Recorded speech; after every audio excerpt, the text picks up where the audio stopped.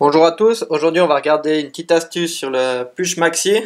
Donc d'origine il a normalement des goujons ici en M6. Donc après qu'un cylindre d'origine et tout ça y a pas de souci, mais dès qu'on met un kit, c'est bien que le cylindre il soit bien centré, qu'avec la chaleur il puisse pas bouger, que tout soit bien plaqué. Donc là je suis passé en goujon de M7. C'est des goujons de scooter que j'ai dû refaire moi-même le pas de vis. Donc on voit ici, ça c'était l'ancien pas de vis M7 et là je suis venu en M6. De cette façon j'ai pu mettre les goujons de scooter qui sont aussi beaucoup plus rigides et qui vont permettre de bien centrer le cylindre. Enfin, si on regarde là, avec mon petit goujon, il flotte totalement dedans et du coup le cylindre il est soit à droite soit à gauche, les transferts ils sont pas alignés et puis la culasse aussi des fois elle est peut-être décalée sur le côté, on sait pas, à part si on mettrait des petits pions sur l'embase et puis en haut pour pouvoir vraiment le centrer, mais c'est pas le but. Donc là, goujon M7, ce qui nous permet de bien le centrer. Ça vous permet aussi qu'avec la chaleur et tout, que vous n'ayez pas des déformations, des choses bizarres qui se passent, et de bien centrer le cylindre.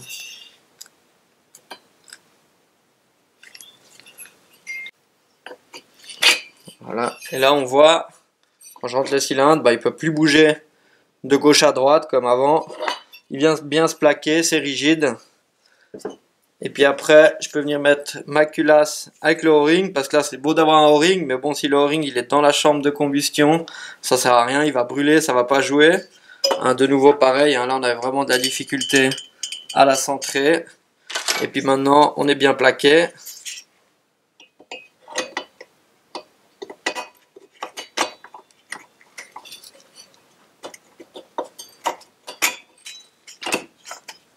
Voilà, et là, elle est vraiment bien plaquée, ça bouge juste ce qu'il faut, pas de souci.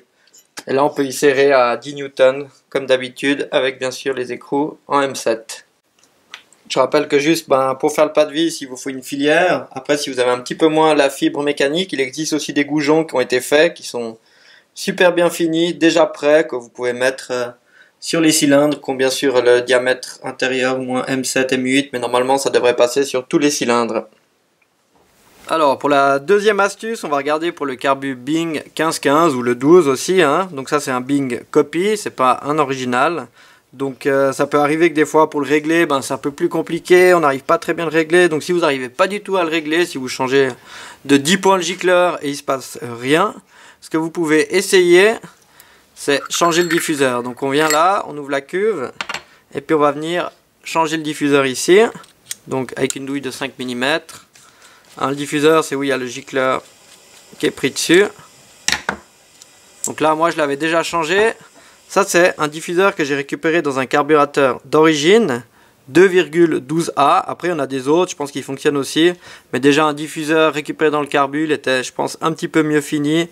Et du coup, ça fonctionne. Donc ça, c'est un diffuseur pour les gicleurs 3,5. Faites attention, l'autre est diffuseur avec des gicleurs 4 mm. Donc là, c'est du 3,5. Et puis là, du coup, dès que j'ai mis le diffuseur, j'ai pu régler. Et puis après, ça me donnait quand même quelque chose de plus logique. Alors, pour vous donner une petite idée, là, j'ai mis un gicleur 70 avec la boîte à air d'origine sur un kit Polini.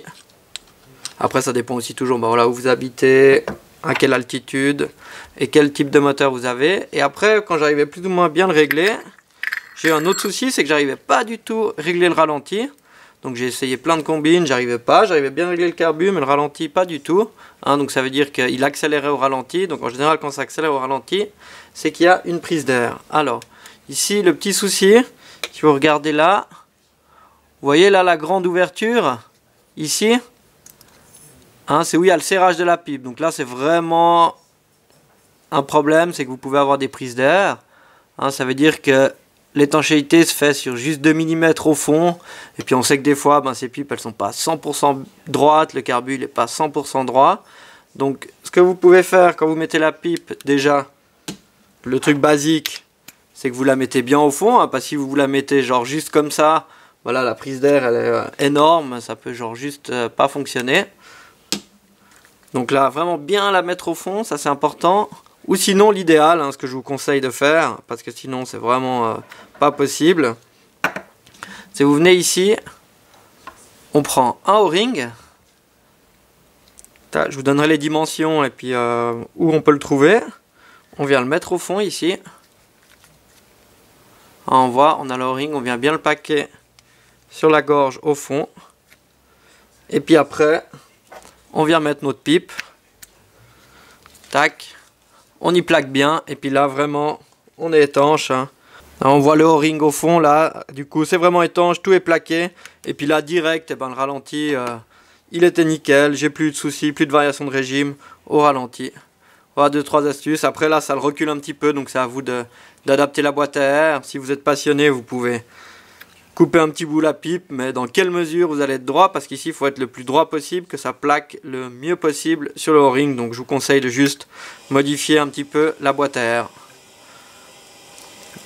Et voilà, comme ça permet de faire fonctionner ce Bing un peu plus correctement.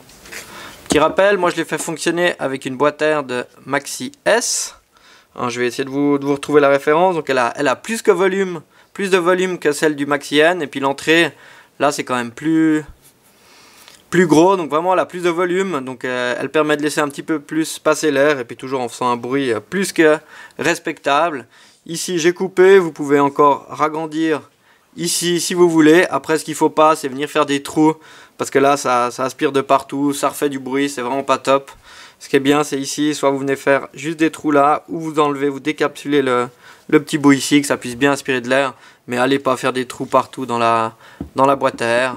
Hein, celle de Maxi S, un petit peu plus de volume.